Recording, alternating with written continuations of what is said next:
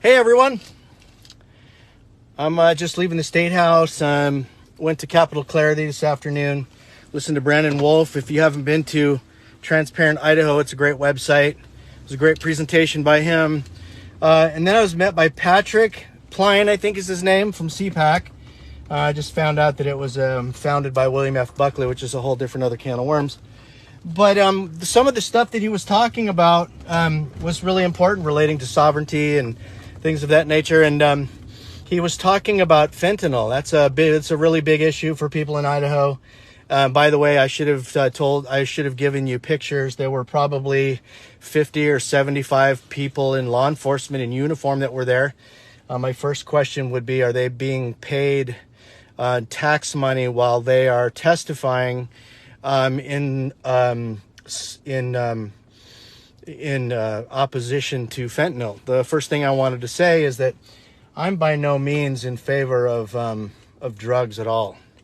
But I will also tell you that most of the questions that I have are not just yes or no questions. One of them is the legalization of marijuana, for example.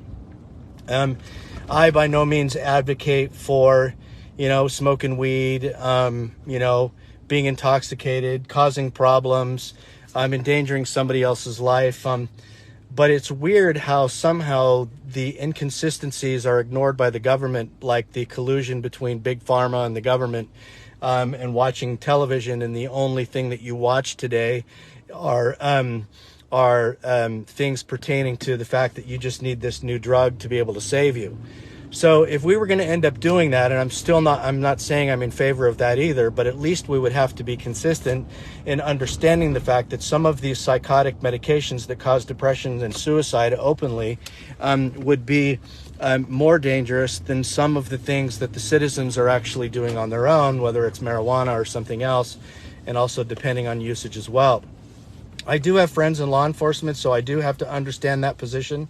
I do have a problem with them being there testifying in support of this, but it was clear in the meeting that the problem that we were having is the problem that we have everywhere.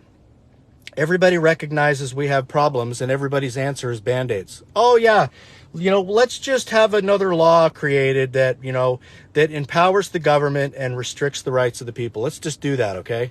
Let's forget about the fact that we've got a marital breakdown, we've got a societal family breakdown, we've got the overall exponential increase of government control in the name of safety to reduce the freedom of the citizens.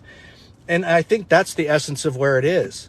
The other thing to consider, too, when they were talking about minimum mandatory sentences, I think he even mentioned federal sentences, is to consider this. Law enforcement has been led to believe through some sort of propaganda campaign or whatever it is they believe that we have a mental health crisis in this country.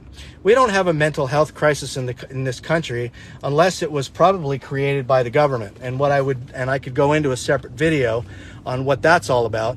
The problem is they've been known for instituting the Hegelian dialectic, where they provide an option and they provide another option.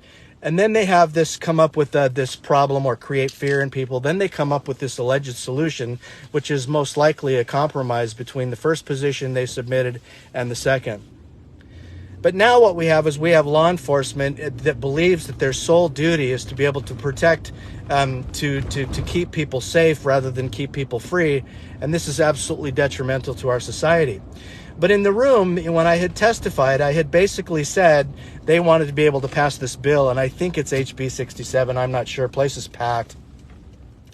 But what it does is it's another Band-Aid. What it does is it wants to be able to empower law enforcement. It wants to be able to empower the government to fall under the war on drugs, which is an incremental federalization of the program. But what it also doesn't do, while they're taking federal money, is it doesn't call the federal government saying, we know that we have a drug problem in this country that comes from our southern border.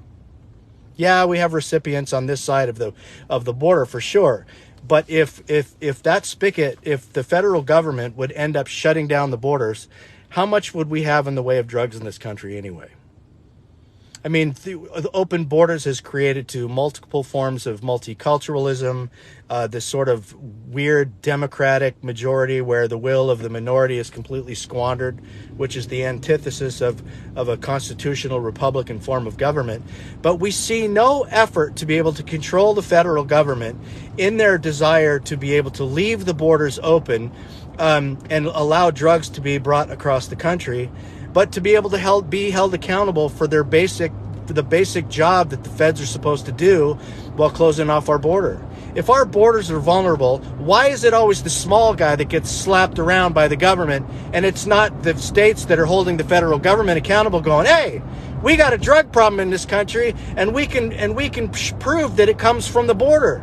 Not only that, in part of my testimony, I had said, we automatically know that the federal government has been guilty of gun running.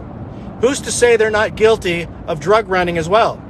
So is the federal government now inadvertently, by doing what they're doing, empowering a police state by being continually derelict in their duty while continually federalizing law enforcement through their propaganda?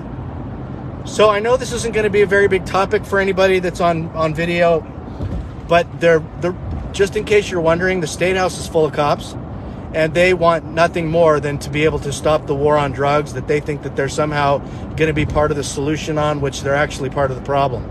I actually met with several of my law enforcement friends down there, which was good to see them. We didn't get to have much discourse on support or opposition. That might come later. But this statement, this comment that I'm making it is not a position of disrespect for citizens at all. It's not a disrespect for law enforcement. It's basically begging the question is, if we continue to kick this can down the road and people would rather focus on Band-Aids than focus on real solutions and exposing the root cause of the problem, this country's done. And so I thought I'd leave that with you guys this afternoon. Thanks a lot. Feel free to leave comments below. Talk to you later. Bye.